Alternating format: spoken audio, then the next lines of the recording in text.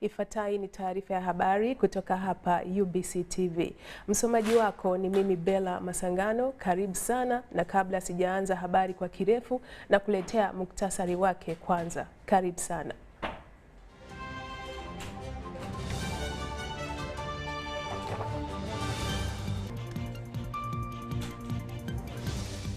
Rais Yoweri Museveni awashauri wananchi kujitahadhari na Ebola.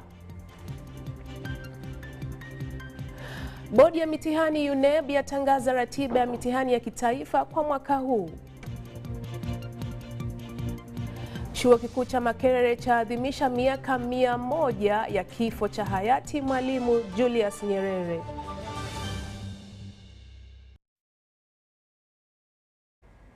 Katika habari ya kwanza, jana usiku Rais Yoweri Museveni alilihutubia taifa kwa njia ya televisheni kuhusiana na hali ya ugonjwa wa Ebola nchini.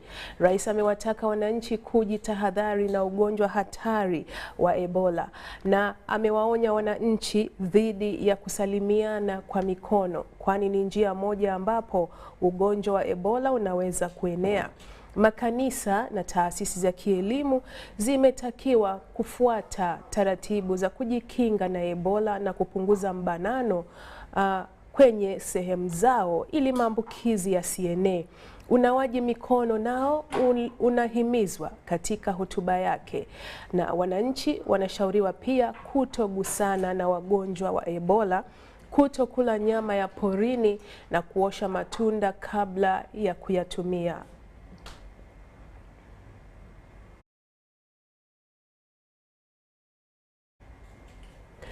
Bodi ya mitihani ya kitaifa Uganda National Examinations Board UNEB imetangaza ratiba ya mitihani kwa wanafunzi wa kidato cha 4, 6 na darasa la 7 mwaka huu, na imetoa ushauri muhimu na mwongozo wa mitihani ya kitaifa ya kidato cha 4 kwa wanafunzi ambao wanatarajia kuketi mitihani hiyo.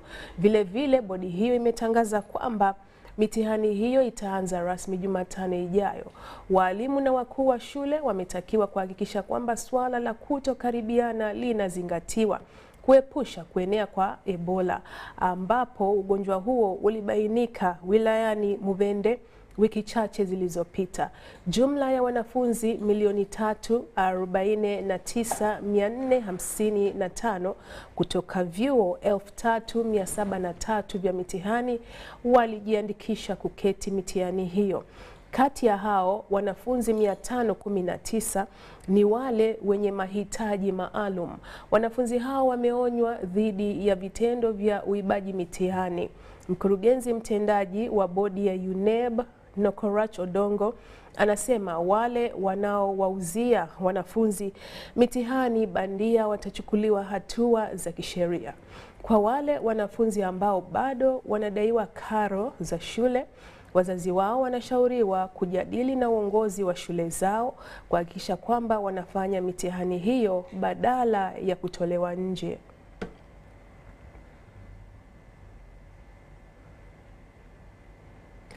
Unaendelea kutizama taarifa hii ya habari, na hii ni UBC TV. Muungano wa wanawake wa Domestic Violence Act Coalition umelaani uamuzi uliotangazwa na muungano wa wachuuzi wa masoko ya wilayani Lira ulipopiga marufuku wanawake kukaa kwenye viti vya mbele vya daladala au magari yoyote ya abiria. Muungano huo wa Domestic Violence Act DVA unasema kwamba hatua hiyo ni ukiukaji wa haki za wanawake, kwani vinaeneza ubaguzi. Uamuzi huo ulifikiwa baada ya ajali mbaya kutokea katika kaunti ya Agali wilayani Lira mwezi Januari, ambapo 19 walipoteza uhai. Chanzo cha ajali hiyo kinadaiwa kuwa mwanamke aliyemchanganya dereva akiwa ameketi naye kwenye kiti cha mbele. Ajali hiyo ilitokea mwezi Januari, ila uamuzi huo bado haujaanza kutekelezwa. Aidha, muungano huo umelalamikia kuongezeka kwa vitendo vya ukatili wa kinyumbani kwa wanawake. Muungano wa DVA umelalamikia pia jinsi ambavyo wanawake wawili walivyokamatwa na kudhalilisha kwenye barabara ya Northern Bypass baada ya kushukiwa kuwa wezi wa vitu vya abiria kwenye daladala. Kulingana na taarifa, wanawake hao pamoja na mwanaume mmoja aliyekamatwa pamoja nao, wote hao watatu walikuwa wanavizia watu kwenye magari ya abiria, kuwaibia na kisha kuwaua.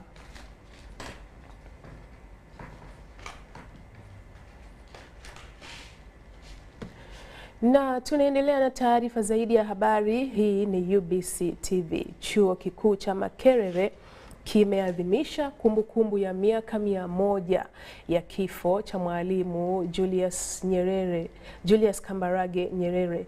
Maadhimisho hayo yalifanyika katika chuo cha Makerere na kuvutia wana majumui wa Afrika kutoka zaidi ya nchi 8, na ametilia mkazo urithi wa kisiasa na uongozi ulioachwa na hayati Mwalimu Julius Nyerere na masuala mengi ambayo vijana wanaweza kujifunza kutoka kwake. Sadam Mubale anakuja na taarifa hiyo. Maadhimisho haya yamefanyika sambamba na miaka 100 tangu kuundwa kwa chuo kikuu cha Makerere. Naibu Chancellor wa chuo hiki Profesa Barnabas Nawangwe katika hotuba yake alizungumzia mchango mkubwa aliotoa Mwalimu Nyerere katika elimu ya chuo kikuu cha Makerere. Hayati Mwalimu Julius Nyerere alikuwa chancellor mweusi wa kwanza enzi za zamani, wakati chuo cha Makerere kilikuwa kikijulikana kama East Africa University. So it is an important event for us to celebrate one of our most prominent alumni, the first African chancellor of our university. When we were still the University of East Africa, he was the first African to be a chancellor, and also one of the very first to graduate out of the university when it had become a university college of the University of London. Profesa Eddie Maloka kutoka Afrika Kusini, ambaye alikuwa miongoni mwa wazungumzaji wakuu, alisisitiza umuhimu wa viongozi wa Afrika kuiga mfano wa marehemu hayati Julius Nyerere ili kukabiliana na changamoto zinazoikumba bara la Afrika. Therefore we say long live Mwalimu Nyerere.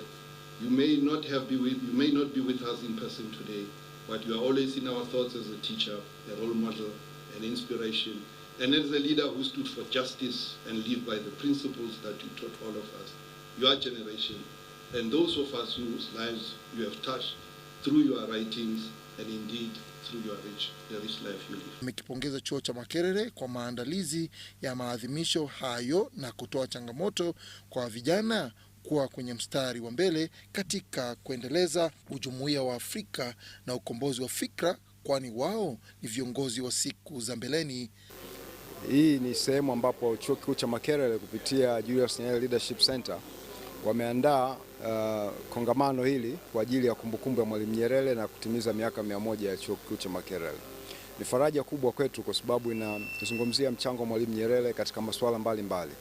Masuala ya ukombozi wa fikra, ukombozi wa Afrika, lakini masuala ya ukombozi wa kiuchumi na umoja wa kitaifa na umoja katika bara la Afrika, ikiwa pamoja na majumui ya Afrika kwa maana ya Pan-Africanism.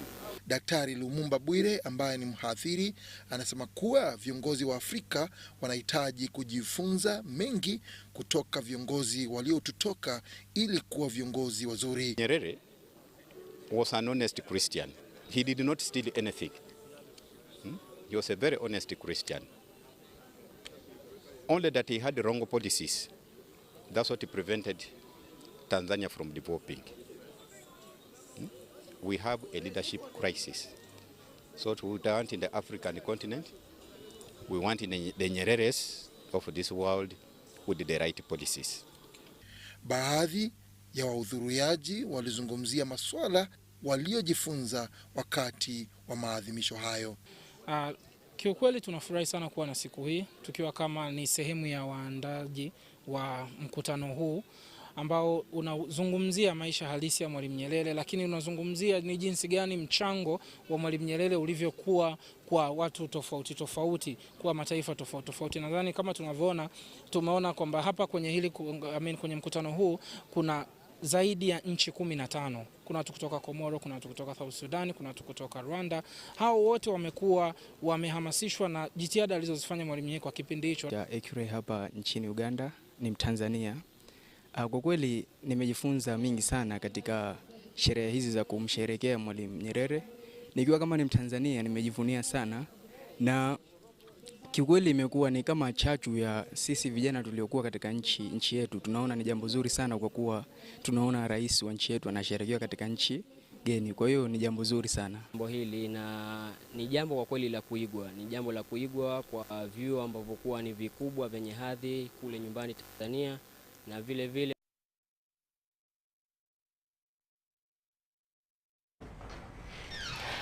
na hivi sasa mtazamaji wa UBC TV na kupeleka kwenye studio ya matangazo, kisha nitarejea na habari iliyobaki.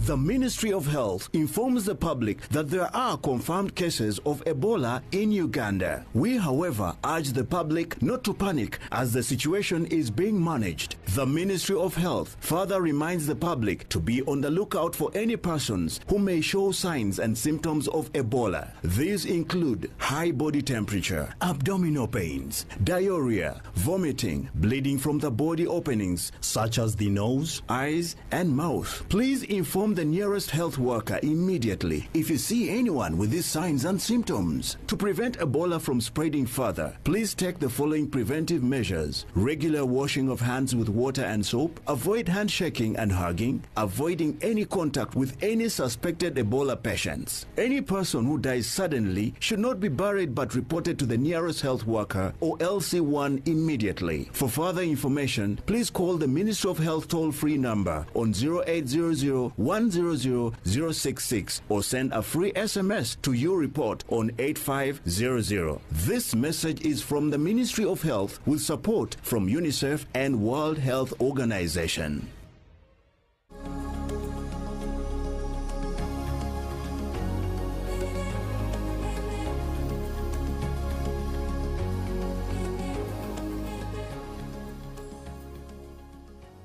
As we celebrate this year's World Food Day, the Ministry of Agriculture, Animal Industry and Fisheries, in partnership with Food and Agriculture Organization, World Food Programme, civil society, MDAs and other development partners collectively call for strong action across the sector players to ensure that our agri-food systems deliver enough, affordable, nutritious and safe food for all in a better environment for a better life. This year's World Food Day will be celebrated under the theme, Leave No One Behind, Better Production, Better Nutrition, a Better Environment and a Better Life.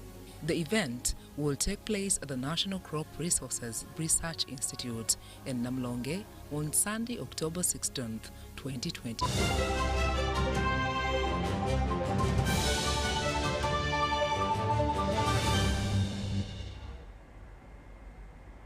Na mtazamaji wa UBC TV, hivi sasa na kurejesha tena kwenye muktasari wetu wa habari, na sio kwa taarifa ambayo nilitakiwa kuletea kutokana na mchanganyiko au tatizo, changamoto ya mitambo hapa studioni. So sasa hivi turejee kwenye muktasari wetu.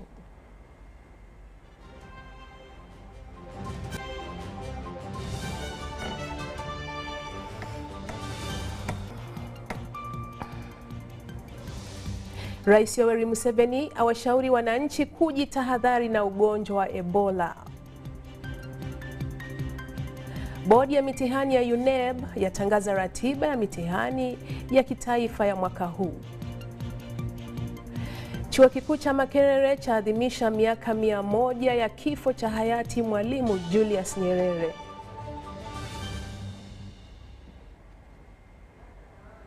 Shukran sana mtazamaji wa UBC TV, kwani tumefika tamati ya taarifa yetu ya habari siku ya leo, na kusihi uendelee kuwa nasi katika vipindi vingine kwa lugha ya Kiingereza. Shukran sana.